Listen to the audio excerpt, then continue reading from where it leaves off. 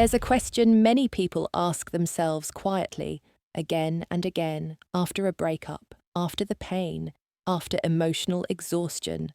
Why do I keep repeating relationships that hurt me? Why do I keep choosing what wounds me, what makes me feel small, what brings me anything but peace?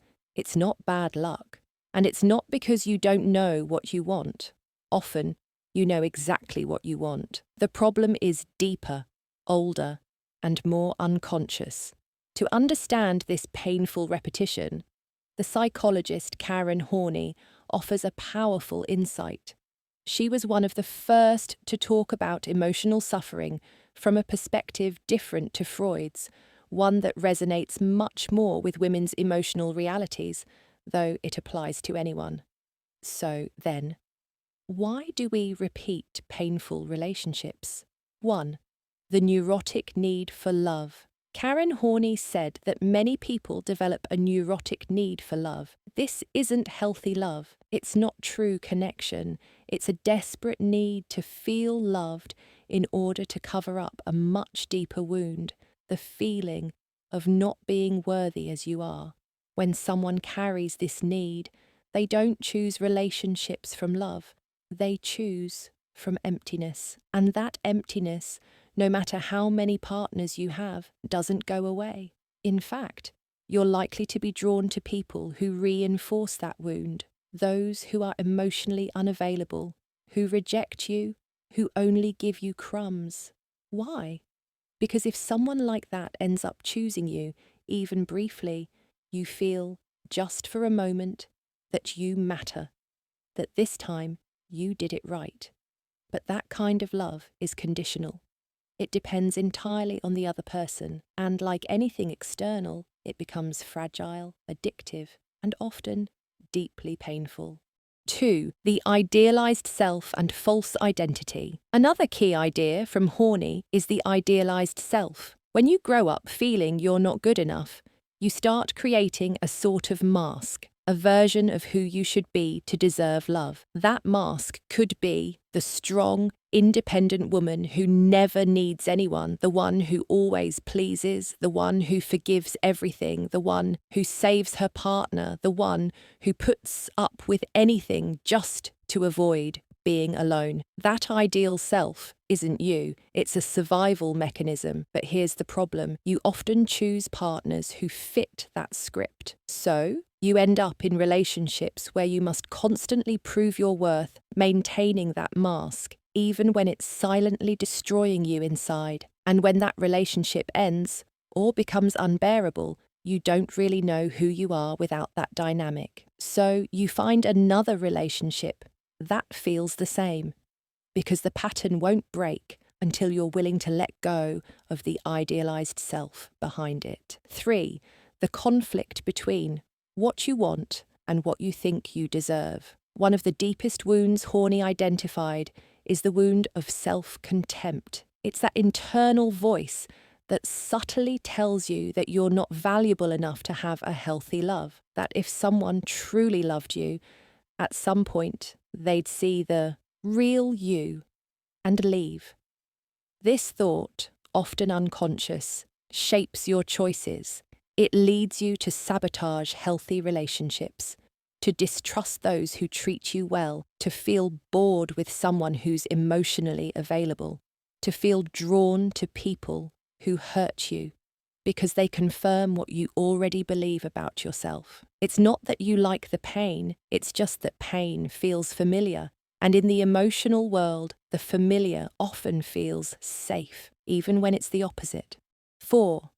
The false promise of change. Many times you stay in painful relationships because there's a fantasy. If I do everything right, this person will change. This is where the neurotic need for love merges with the illusion of control. You believe that if you're more patient, more loving, more understanding, they'll eventually give you what you need. But that's not love.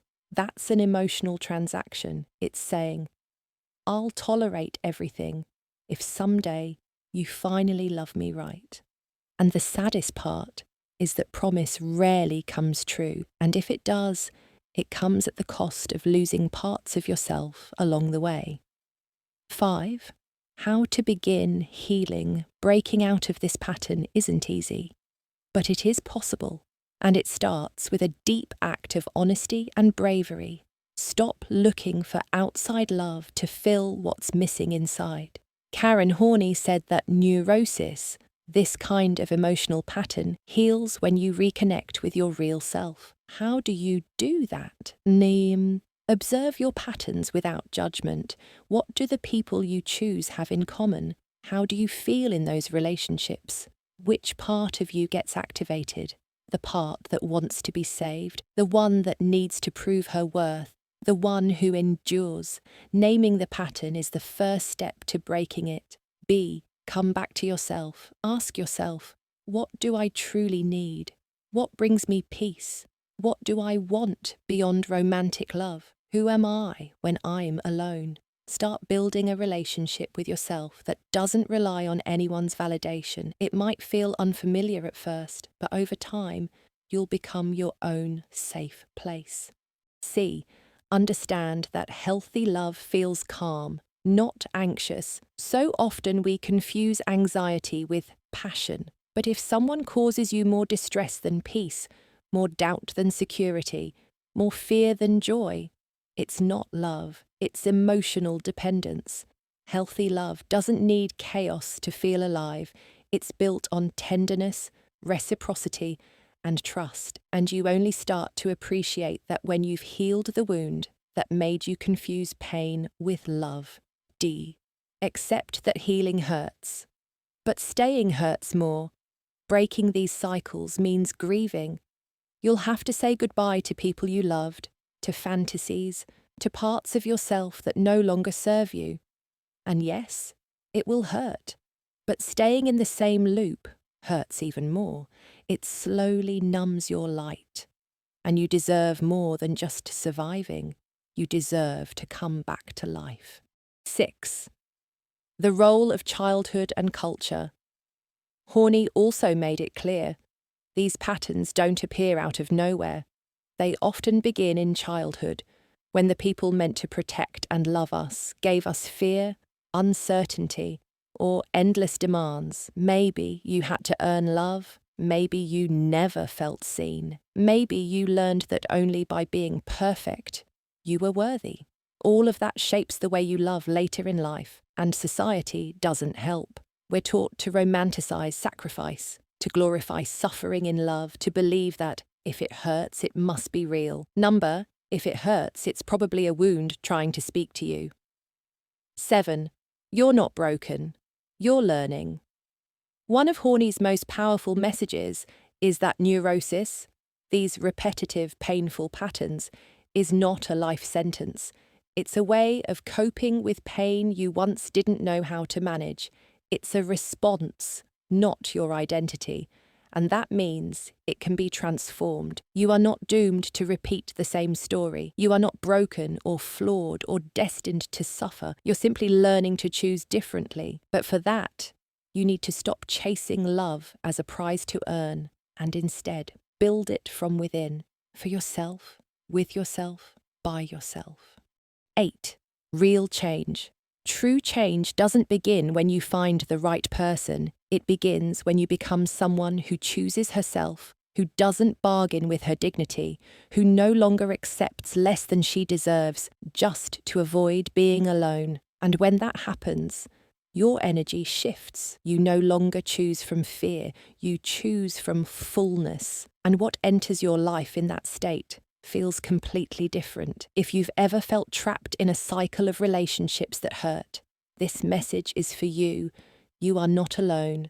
You are not broken. And you don't have to keep repeating the same story. Healing hurts, but it also frees.